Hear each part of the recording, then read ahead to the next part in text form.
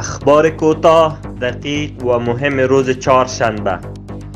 امام الدین احمدی سخنگوی وزارت ترانسپورت و هوانوردی میگوید ما میخواهیم افغانستان را به ترانزیت چهارراه تبدیل کنیم و در این مورد کار عملی را آغاز کرده ایم.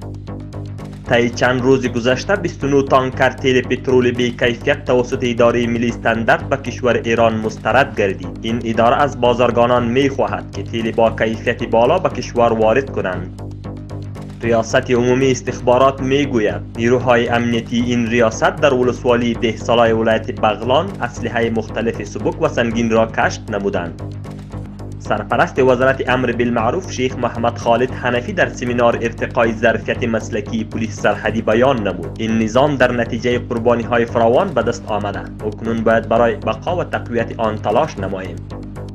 مسئولین دی افغانستان بانک در جریان گزارش سالانه بیان نمودند در یک سال اخیر 3 میلیارد و 140 میلیون و 800 هزار افغانی بانکنوت های جدید چاپ نمودند و گفته مسئولین تا اکنون 1 میلیارد و 100 میلیون افغانی را توزیع و بانکنوت های مندرج شده را جمع‌آوری نموده است.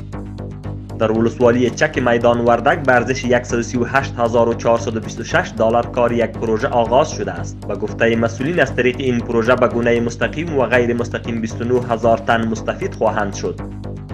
در ولسوالی گرشک ولایت هلمند به ارزش 5 میلیون افغانی به طول 42 متر کار ساخت یک پل تکمیل و به بهره برداری سپرده شده است. وزارت امور داخله میگوید نیروهای امنیتی در ظرف 24 ساعت 28 تن را از 5 ولایت به جرم دزدی، اسلحه غیرقانونی، حملات مسلح و قتل دستگیر نمودند.